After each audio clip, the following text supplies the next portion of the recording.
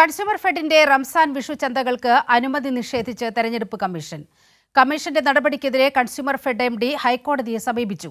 ജനങ്ങൾക്ക് വിലക്കുറവിൽ സാധനങ്ങൾ ലഭിക്കേണ്ട അവസരമാണ് ഇതിലൂടെ ഇല്ലാതായതെന്ന് മന്ത്രി VN വാസവൻ പ്രതികരിച്ചു. യഥാർത്ഥത്തിൽ കേരളത്തിലെ ജനങ്ങൾക്ക് ലഭിക്കുന്ന ഏറ്റവും ആശ്വാസകരമായ ഒരു അന്തരീക്ഷം ഇല്ലാതാക്കുന്ന ഒരു ഉത്തരവായി പോയി എന്നാണ് ഞങ്ങൾക്ക് ഇതിനെക്കുറിച്ച് സൂചിപ്പിക്കാറുണ്ട്.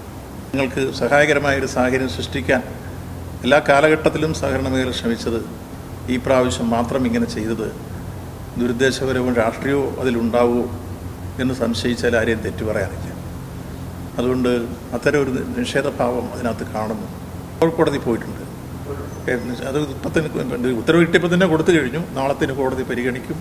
അത് ബഹുമാനപ്പെട്ട കോടതിയുടെ പരിഗണനയിൽ വരും. ഹൈക്കോടതിയിലേ പോകാൻ പറ്റുമോ?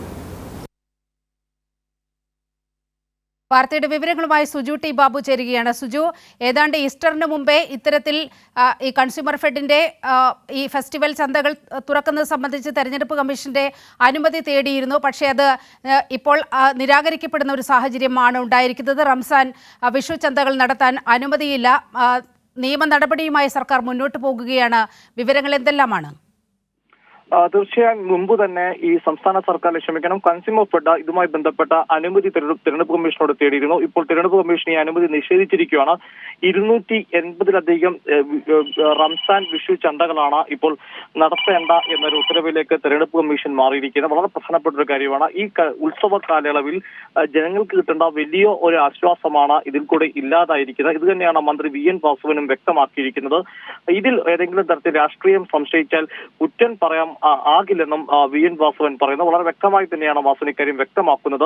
കാരണം ഇത്തരം ജനങ്ങൾക്ക് ഒരു ആശ്വാസകരമായ ഒരു നടപടി, പ്രത്യേകിച്ച് 2019 ലോക്സഭാ തെരഞ്ഞെടുപ്പിലും 2021 നിയമസഭാ തെരഞ്ഞെടുപ്പിലും ഇത്തരത്തിലെ വിഷു റംസാൻ ചന്തകളൊക്കെ നടത്താൻ തെരഞ്ഞെടുപ്പ് കമ്മീഷൻ അനുമതി നൽകിയിട്ടുണ്ട്. അതായത് ഇതിനൊരു പ്രിസിഡൻസ് ഉണ്ട്. അതായത് മുൻകാല അനുഭവത്തിൽ ഇത്തരം ചന്തകൾ നടത്താൻ അനുവദിച്ചിരുന്നു. എന്നാൽ ഇത്തവണ നിഷേധിക്കപ്പെട്ടിരിക്കുന്നു. ഇതാണ് ഒരു പ്രധാനപ്പെട്ട വിഷയം. വിഷയത്തിൽ കൺസ്യൂമർ ഫെഡ് MD ഹൈക്കോടതിയെ സമീപിച്ചിട്ടുണ്ട്. കോടതി കേസ് പരിഗണിക്കുകയും ഒരു അനുകൂല തീരുമാനം ഉണ്ടാകുമെന്നാണ് സംസ്ഥാന സർക്കാർ കരുതുന്നത്.